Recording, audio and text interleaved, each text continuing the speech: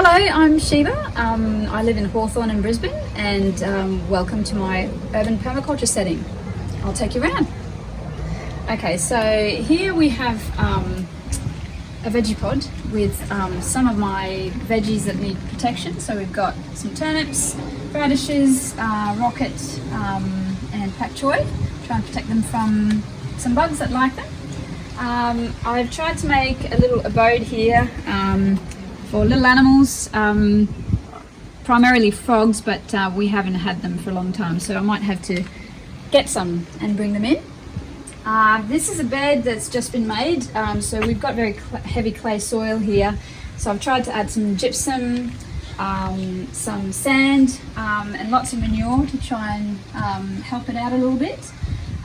This is one of my main little projects here. This was only pebbles not long ago, and I seeded them with pretty flowers, and the other day we had a pretty little native bee come and land on one of the flowers. So very promising. This eventually will take up the whole area, and I can't wait to see it. So that's very exciting. We've got some yarrow, some alyssum. I've also got some coriander seeds in there thrown in, as well as some native lily, which grew on the side of the road, and I saved a plant. Here we've got the inner sanctum, as I call it. We have some native ginger, which is all edible, including some berries as they form, the roots and the leaves. We've got some, this is my little tea garden here. So I have a lot of herbal plants in here. There's some feverfew with the pretty flowers, some marjoram, sage, geranium, lemon verbena, lemon balm, all sorts of things growing in here. Some cancom that's doing really well in that spot there, cranberry hibiscus over there, and yeah, eventually that will all fill up as it gets healthier. This is nice and healthy soil in here, so there's plenty of goodness that's gone into here. As you can see, it's nice and dark and full of life. So capsicum seedlings that have popped up by themselves, my little trellis there for the tomatoes, celery, asparagus fern, and my lovely grapevine here, which the leafcutter bees love to come and take leaves from to make their nests. So this is always got something going on, and we've got the eggplant over there with a second flush of flowers coming through. So I'm looking forward to see how that fares. And this is over here, I've got my table full of seedlings, which will eventually end up in the garden as they need to be placed. So I've got lots of things. We've got flowers, we've got brassicas, and a little spray bottle to make sure they all get a good drink. And over here, the critters can't get to them, so they're all looking pretty healthy. Some straw flowers in here too, I can't wait to get them in. And some billy buttons, I can't wait to get them in. I hope they survive. Okay, so here we've got a little pond in a pot, and today being Mother's Day, I've had my gift, which I've been asking for, and these are Pacific blue eyes. And so I can't wait to get them in their new home with some little plants that we bought for them as well. So that will keep the mozzies down and provide a drink for, I suppose, little critters, hopefully dragonflies, and add to the ecosystem. This is a composting system, so I've got 2 compost bins.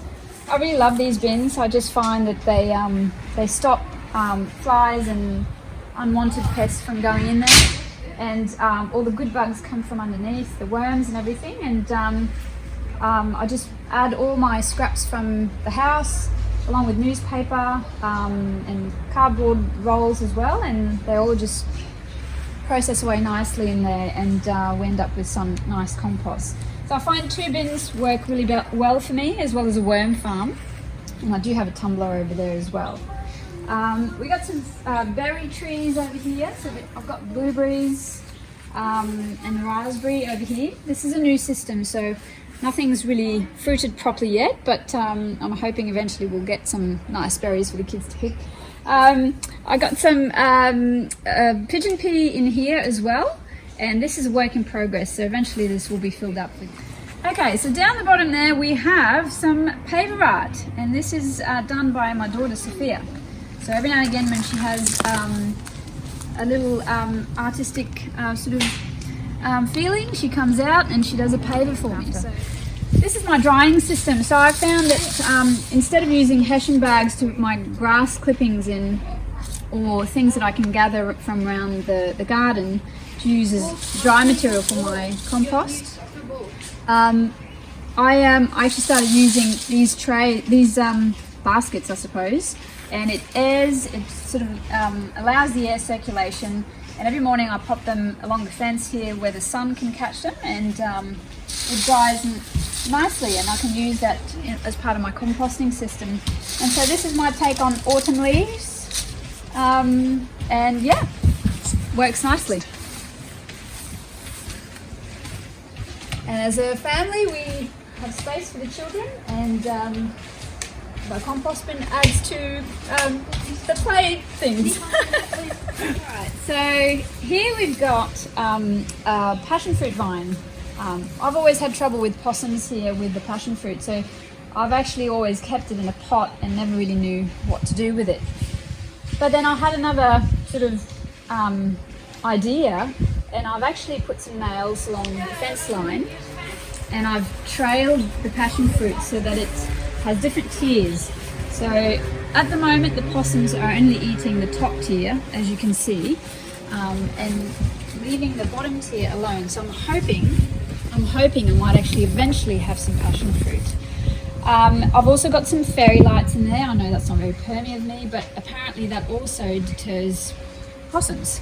So not only do I deter possums with the light, but I also really like it at night time, and it's solar powered. So now over here I've got another little grapevine. It's a very young one, so eventually I'll hope for it to grow along the downpipe and hide that a little bit and provide some support for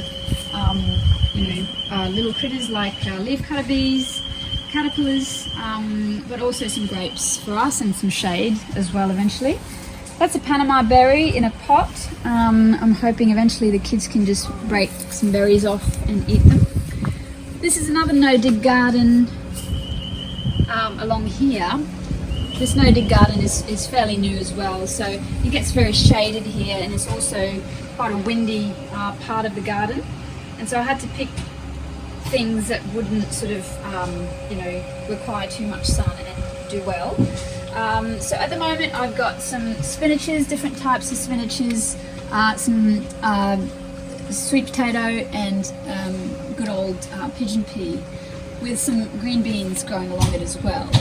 We also have the sweet potato vine, which is edible, growing along the fence, just providing a sort of nicer sort of view than just a plain fence. And over here I've got an in-ground worm tower. So if I just open it up, sorry, is that okay? This we use as a pet poo composter, and I find that the worms come down from underground, and I pop some leaves in there too, and eventually things break down, and so you close the loop that way as well. And these guys over here, my favourite little ones, they're my little native bees. So they just help with pollination, and I just love watching them because they're just so beautiful. So such an important part of the ecosystem. I really love having them here. And then over here in the shadier part of the garden I have my worm farm, and you'll see that it's a hub of activity with my mushed up scraps that I place in a blender, and it just adds to the speed that they can process things. So I use the worm tea all the time, so that goes beautifully in all my garden beds, and I sometimes add some herbs like parsley or mint, or just to give them a bit of a variety for the diet, and also some eggshells.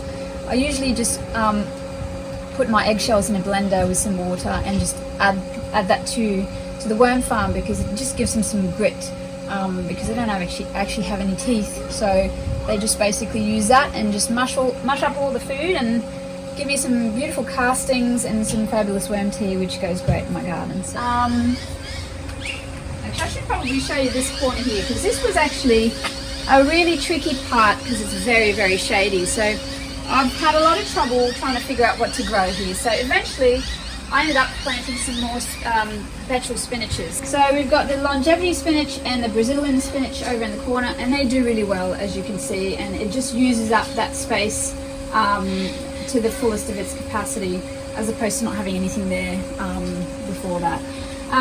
Here is a dog area. So the dog does use this as a toilet, and so I've tried to put things that have some smells to it, like pretty smells. So we've got some geranium, Maria paniculata, which was my husband's purchase, but I thought if I put it here, it can actually add to remove the smells that we have here with the dog going to the toilet here. So these are my citrus guilds. So I've got a wild currant here, which I can't wait to see sort of fruit. This can grow quite tall, so I'm trying to sort of keep it contained in a container. And I've got some flowers coming through in here as well as some parsley. So parsley's always done really well here, just growing like clappers. Some decorative plants just to hide things. But I'll show you this guy over here. This is pretty cool. I've got a little friend in here just having a chomp on my citrus, but it's probably about to get ready to become a chrysalis.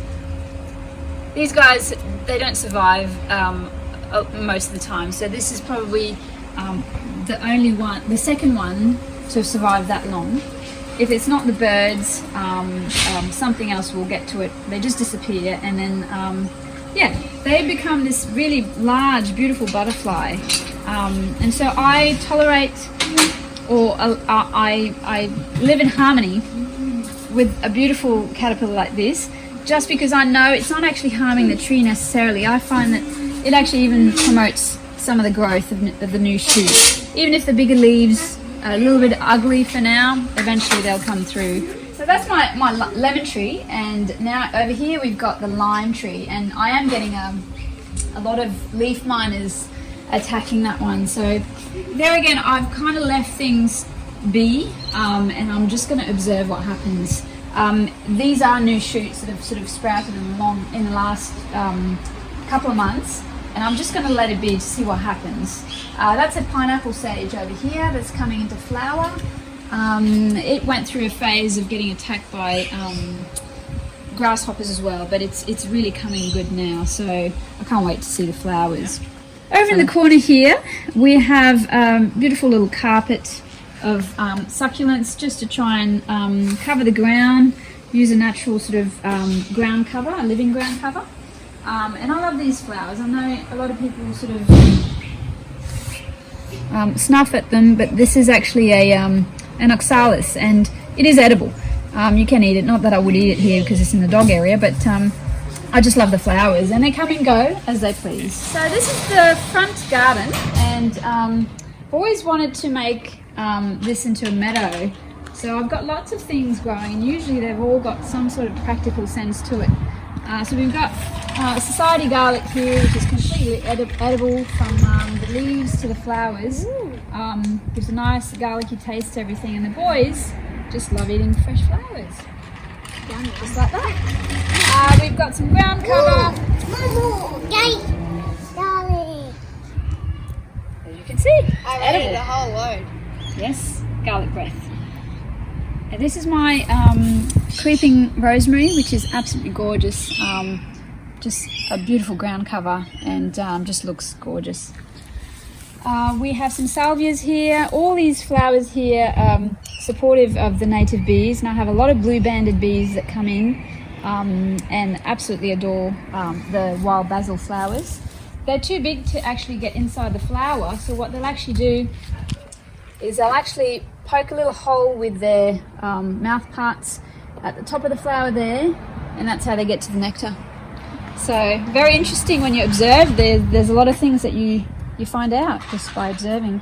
We have some native plants over in the corner, some holy basil, and some pig face, which is also edible. So you can actually pickle these, and they're yummy. So, and the fruit is also edible.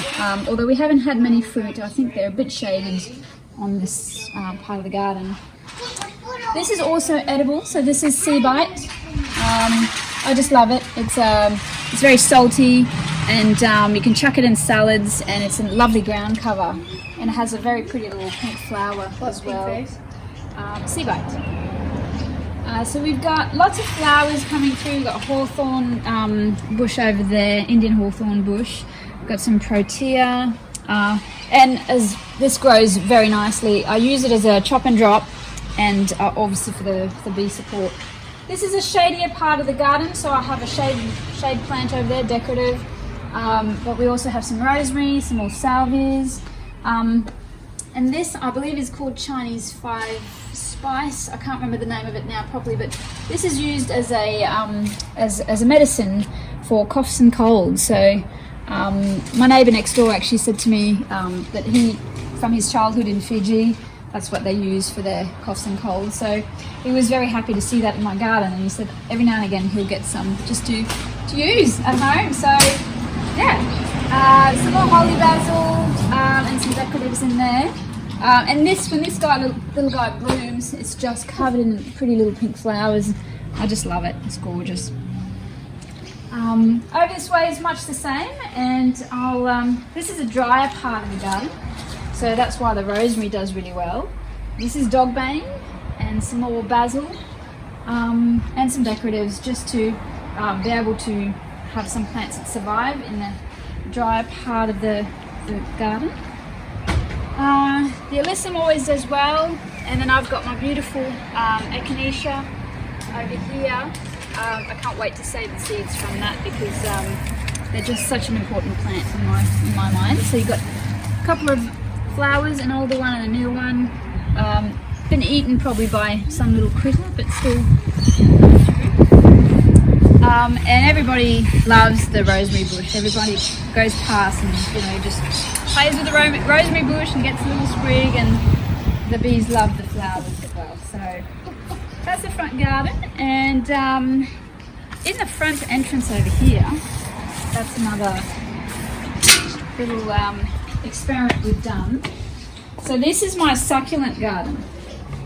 So I just wanted to have something that would tolerate the dry sort of conditions here, and we've also got a couple of native bushes, and this as well is a native seaside daisy, which I use when I cut them back. I use them as a mulch, which works really well. It dries really nicely. Much the same over here, and we might talk about the Verge Garden now.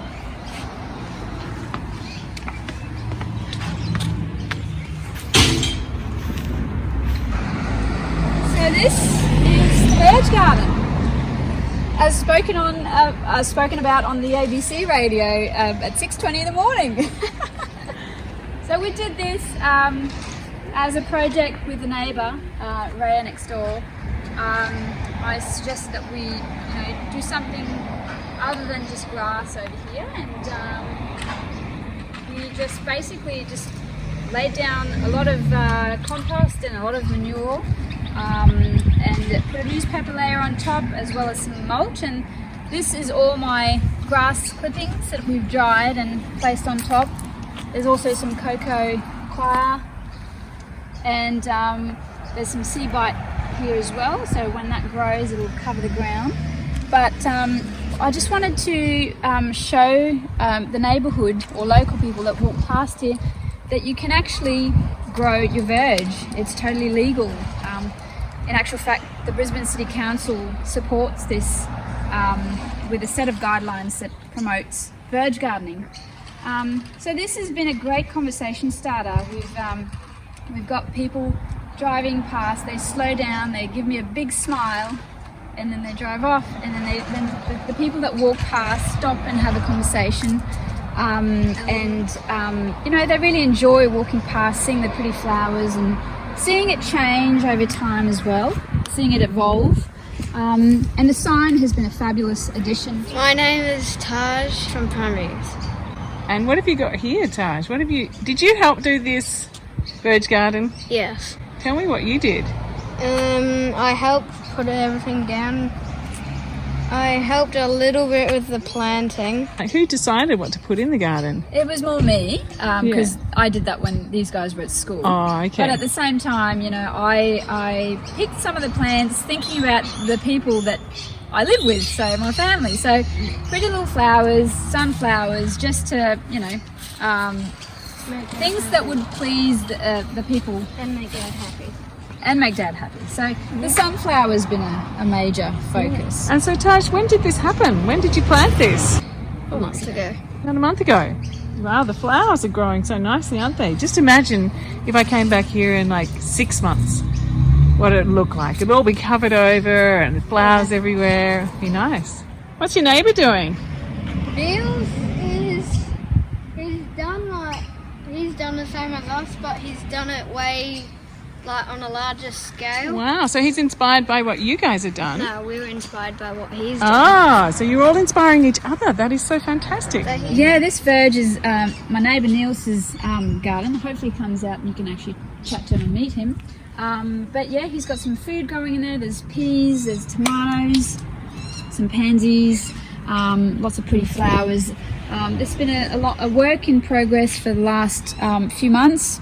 He's constructed the garden beds and filled them up with lovely soil, and today's planting day. So a culmination of a lot of hard work, and I'm just very proud that this is happening in our neighbourhood, because if we all did this, if we all grew our verges, we could actually in the space of 3 months be food resilient and improve our streetscape. So it's something that should be replicated everywhere, and I'd love to see people do more of this.